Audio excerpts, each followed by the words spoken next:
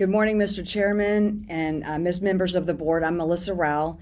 Congratulations to the chairman on your reelection, and congratulations to Mr. Adam Bogard on your appointment as Chief Appraiser. Your 15 years of experience managing complex appraisal matters will serve this district well as you now lead the entire organization responsible for valuing property across Harris County. As you step into this role, I want to speak briefly about appraisal cycles and property tax predictability. Under Texas law, appraisals are not required to be conducted annually. They may be performed on a multi-year cycle. I would encourage this board and the new chief appraiser to seriously consider a 2 or 3 year reappraisal cycle rather than automatic annual reappraisals.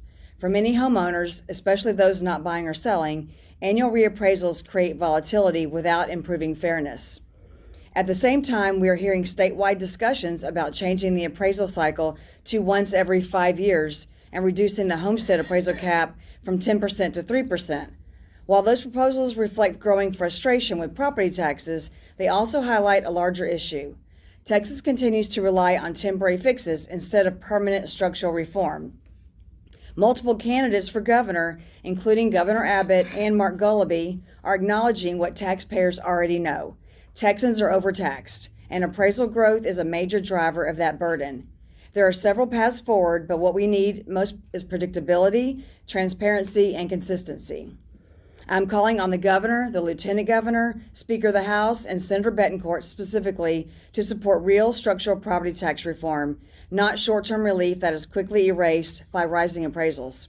That includes serious consideration of base year taxation, where property taxes are based on the appraised value at purchase and do not increase except for new improvements, with a mechanism to address long-term homeowners.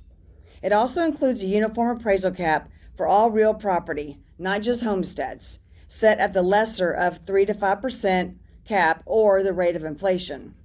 I'm also asking that policymakers who shape property tax law openly acknowledge potential conflicts of interest. Senator Betancourt, in particular, has built a business that derives revenue from property tax consulting and appraisal outcomes. When legislators financially benefit from the appraisal system, it is even more important that reformers prioritize taxpayers over revenue growth and include clear enforceable limits on appraisal increases.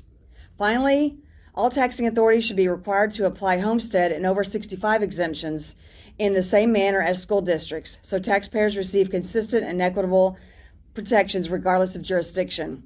HCAD plays a central role in this system. The policies you adopt and the recommendations you support matter. I urge this board and the new chief appraiser to be leaders, not just administrators, in restoring trust and fairness to property taxation in Harris County. Thank you for your time. I'm Melissa Rowell. Thank you, Ms. Rowell.